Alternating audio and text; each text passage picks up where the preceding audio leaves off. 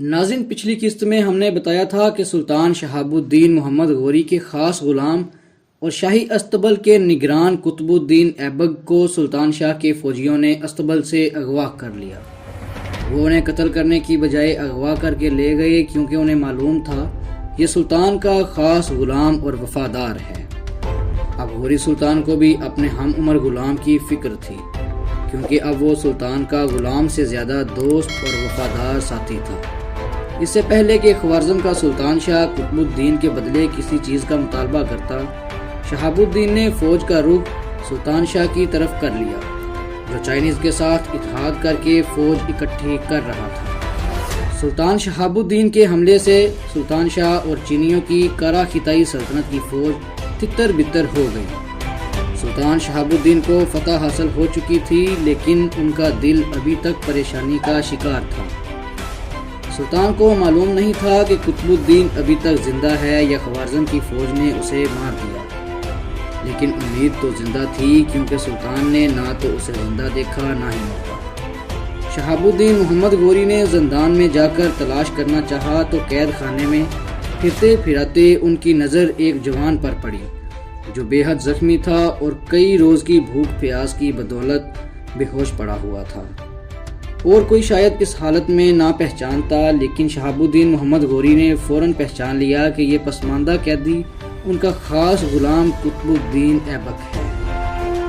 یوں تو ناظرین ایبک کو بچا لیا گیا، اور قدرت کو یہی منظور تھا، کیونکہ کوئی نہیں جانتا تھا کہ یہ جوان آنے والے دور میں تاریخ کے عظیم فاتحین میں شمار ہوگا۔ شاہ خوارزم نے شاید غداری پر آمادہ کرنا چاہا ہو، جس پر قطب الدین نے یقیناً انکار کیا ہوگا۔ اس وجہ سے قید میں اس پر شدید ستم ڈھائے گئے۔ اس جنگ میں فتح کے بعد سلطان شہاب الدین محمد غوری نے اپنے بھائی سلطان غیاث الدین محمد غوری کے ساتھ مل کر کئی جنگیں لڑیں اور ارد گرد کے علاقے فتح کرتے ہوئے 1175 میں ملتان تک آن پہنچے۔ ان کا ابتدائی ہدف ارد گرد کے علاقوں سے غزنوی تسلط کا خاتمہ کر کے غوری سلطنت کو بڑھانا تھا، اور ان علاقوں میں ہندوستان کے لاہور، پشاور اور کئی دیگر علاقے بھی شامل تھے۔ ملتان کی فتح سے 2 سال قبل 1173 عیسوی میں وہ غزنی شہر فتح کر چکے تھے۔ اب ان کا اگلا ہدف ہندوستان کی چوہان یا چہامنا سلطنت گرانا تھا۔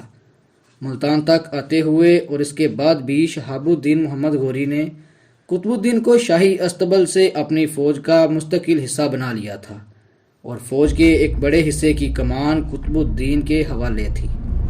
1175 میں ملتان کی فتح کے بعد 1190 تک کوئی بڑا معرکہ پیش نہیں آیا، اس لیے تاریخ میں غوری سلطان اور ترک غلام کی مہمات کا ذکر موجود نہیں۔ ناظرین، 1189 میں غوری سلطان نے ملتان سے آگے بڑھنے کا فیصلہ کیا۔ ملتان سے 204 میل دور ہندوستان کا ایک قدیم قلعہ تھا۔ اس قلعے کا نام تبار ہندا قلعہ تھا۔ خیال کیا جاتا ہے کہ یہ قلعہ انڈین پنجاب کے شہر بٹھنڈا میں موجود وہی قلعہ ہے جس کا موجودہ نام قلعہ مبارک ہے۔ غوری فوجوں کے لیے اس قلعے کو فتح کرنا اس لیے ضروری تھا کیونکہ دہلی تک پیش قدمی کرنے کے لیے انہیں فوج کے لیے ایک محفوظ مرکز چاہیے تھا۔ ناظرین، اس قلعے کی تاریخ 2 صدی عیسوی سے شروع ہوئی تھی، جب 127 عیسوی میں بدھ مت کے پیروکار کنشکا دی گریٹ کی حکومت تھی۔ اس وقت سے یہ قلعہ صدیوں تک بے شمار راجاؤں کے زیر اثر چلتا آ رہا تھا۔ یہاں پہنچنے والے مسلمانوں میں شہاب الدین محمد غوری ہی نہیں تھے، بلکہ ان سے پہلے سلطان محمود غزنوی نے بھی اس قلعے کو فتح کر کے کچھ دن قیام کیا تھا۔ لیکن سلطان محمود غزنوی کا مقصد بر صغیر میں سلطنت قائم کرنا نہیں تھا، اس لیے قلعہ دوبارہ ہندو راجاؤں کے قبضے میں چلا گیا۔ 1189 میں غوری سلطان کی فوج نے قلعے پر حملہ کر کے اس پر قبضہ کر لیا، جو اس وقت ہندو مہاراجہ پرتھوی راج چوہان سوم کے زیر اثر تھا۔ پرتھوی راج چوہان سوم دہلی و اجمیر کا مہاراجہ تھا، جس کے ماتحت رانا خاندان کے کئی راجائے چھوٹی چھوٹی راجپوت ریاستوں کے حکمران تھے۔ پرتھوی راج چوہان کو جب غوری سلطان کے قلعے پر قبضے کی خبر ملی تو اس کے ساتھ ساتھ اسے سلطان کا ایک خط بھی ملا، جس میں سلطان نے اسے اسلام قبول کرنے کی دعوت دی اور ہند کا حکمران رہنے کے لیے غوری سلطان کی اطاعت کرنے کا حکم دیا۔ خان نے نہ صرف مطالبات ماننے سے انکار کیا بلکہ الٹی دھمکی دے ڈالی اور کہا کہ وہ غوری سلطان کی اینٹ سے اینٹ بجا کے رکھ دے گا۔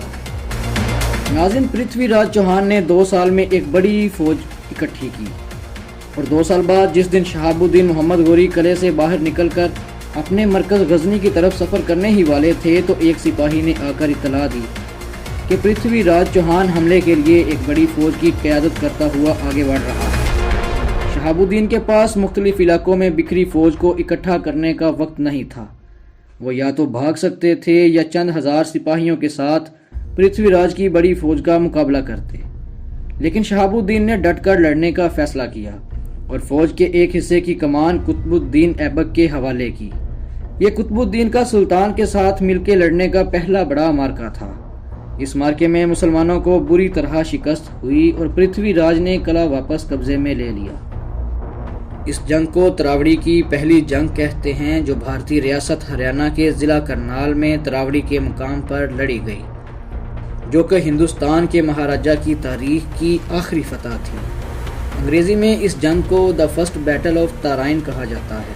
پرتھوی راج چوہان نے شیر کے منہ میں ہاتھ ڈال کر کون سی بڑی غلطی کی کہ جس نے صدیوں کے ہندو راج کو دفن کر دیا؟ یہ سب آپ جانیں گے تاریخ ہندوستان کی اسی منی سیریز کے اگلے ایپیسوڈ میں۔